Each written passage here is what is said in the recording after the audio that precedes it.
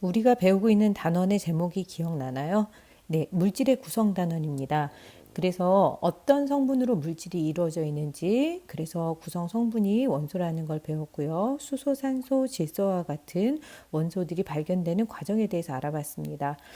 지난 시간에는요, 이제 입자에 대해서 처음 얘기가 나왔죠. 그래서 원자에 대해서 알아봤고요. 오늘 분자 알아볼 거고요. 다음 시간에 이온에 대해서 알아보겠습니다. 그래서 이번 단어는 크게 물질의 구성 성분과 물질의 구성 입자에 대한 것을 배우는 단원이라고 생각을 하면 되겠습니다. 어제 배운 원자에 대해서 잠깐 다시 짚어보면요. 원자의 구조에 대한 것을 배웠었죠. 네, 그래서 원자핵과 전자 이야기를 했었습니다. 그리고 주기율표에 있는 원자들을 그림으로도 표현을 해봤습니다. 어떤 물질들이 이런 원자들로 이루어져 있는지, 그리고 주기율표를 통해서 원소 기호를 접했는데요. 지금부터 이 원소 기호에 대한 이야기를 더 얘기해 보려고 합니다. 주기율표가 나오기 훨씬 전부터 사람들은 원소 기호를 사용을 했는데요. 현재 우리가 사용하고 있는 원소 기호를 제안한 사람은 바로 베르셀리우스라는 분입니다. 이분은 라틴어와 알파벳의 첫 글자를 따서 원소 기호를 사용하자고 제안을 했습니다.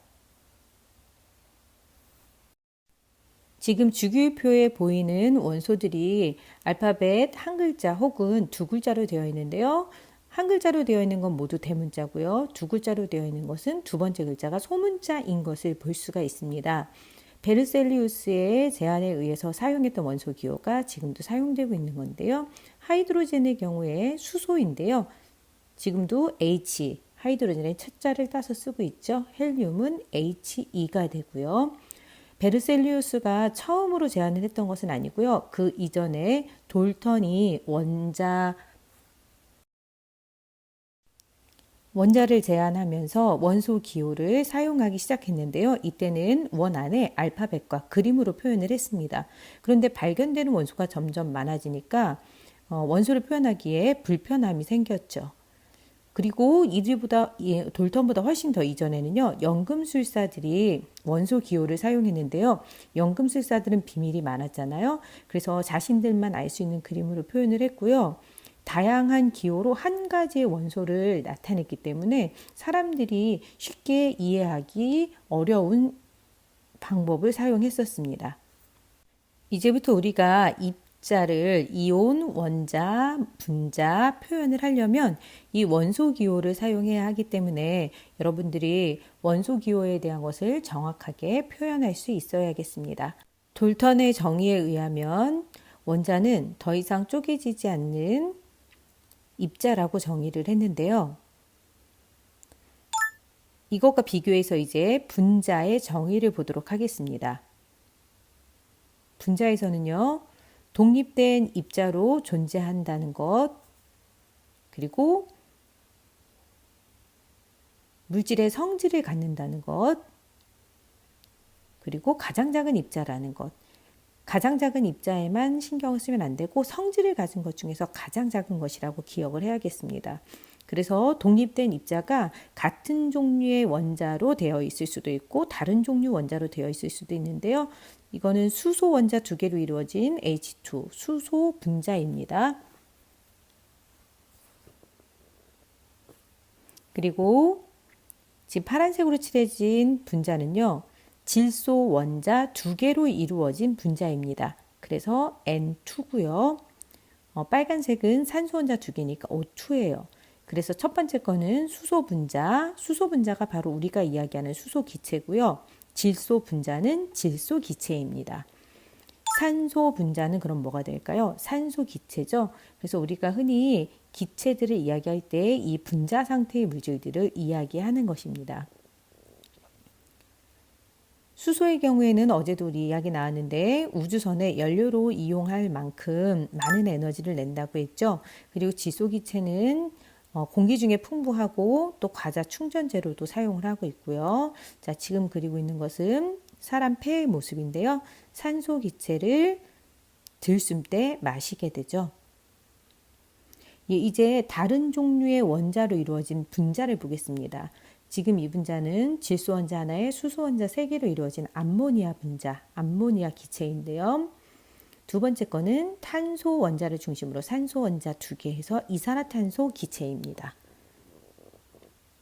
암모니아 기체는요, 우리 화장실에서 나는 오줌 냄새라고 생각하면 되고, 과학실에도 이 암모니아 수가 있어요. 냄새가 굉장히 고약하다는 것을 경험한 친구들이 많이 있을 것 같아요. 이산화탄소 기체의 경우에는 식물들이 광합성 하는데도 사용을 하고, 물질이 연소할 때 발생하는 기체이기도 하죠. 그리고 일산화탄소는요, 연탄가스라고 불리는 기체이기도 한데요. 이렇게 밀폐된 상태에서 연탄 같은 물질들을 연소시킬 때 발생합니다. 탄소 원자 하나와 이 작은 수소 원자 4개로 이루어진 이 분자는요, 예, 탄소 1개, 수소 4개예요. 메테인인데요. 메테인 기체죠. 주변에서는 메탄가스라고 부릅니다. 그래서 도시가스를 사용할 때 도시가스에 들어있는 기체가 됩니다. 분자식을 잠시 살펴보겠습니다. 원소 기호와 그 분자를 구성하고 있는 원자의 수로 나타낸 것이 분자식인데요. 예, H2 같은 경우는 수소 원자 2개가 하나의 물질처럼 행동한다, 이런 뜻이 되는 거고요. N2의 경우에도요, 질소 원자 2개가 같이 붙어서 결합해서 하나의 물질처럼 행동한다는 뜻이고, O2는 산소 원자 2개가 결합해서 하나의 물질처럼 행동한다는 뜻입니다. 여기 다른 종류 원자 쪽을 한번 보면요, 지금 중심 원자가 질소고요. 그리고 수소 원자 3개가 있는데요. 이 물질의 경우에는 분자식이 NH3가 됩니다. 그래서 질소 원자 하나, 수소 원자 3개, 이런 뜻이 되고요. 그리고 CO2, 탄소 원자 1개, 산소 원자 2개라는 뜻이죠. 1이라고 써있지 않아도 1개라는 것을 뜻하는 거고요. 1은 수학에서도 보통 표시를 하지 않죠. 그리고 요거는 CO, 일산화탄소입니다. 그리고 탄소 원자 1개에 수소 원자 4개로 이루어진 이 물질은요, CH4. 그래서 메테인의 분자식은 CH4가 됩니다. 예, 이렇게 해서 분자 7개까지 해서 여러 종류의 분자들을 살펴봤는데요. 이 분자하고는 별도로 원소기호 자체가 물질을 나타내는 화학식인 물질들이 있어서 이것도 살펴보도록 하겠습니다.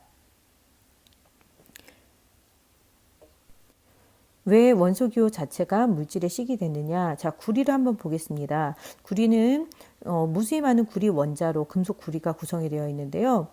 그래서 한 종류의 원자가 무수히 많이 배열되어 있기 때문에 개수를 써주는 게 의미가 없겠죠. 그래서 Cu라는 원소기호 자체가 구리의 화학식이 됩니다. 소금의 경우에는요, 염소와 나트륨이 1대1로 규칙적으로 배열이 되게 되는데요. 하나씩 교대로 배열되다 보니까 1대1로 결합을 하죠. 그래서 나트륨과 염소가 1대1이라는 것을 굳이 숫자를 써주지 않아도 저 안에 1이 포함되어 있다고 생각을 하면 되겠습니다. 그래서 NaCl이 소금의 화학식입니다. 네, 원소기호를 사용하게 된 과정에 대해서도 오늘 살펴봤죠. 네, 역사적인 순서대로 기억을 하고 있는 게 이해하는 데 도움이 많이 될 것 같습니다.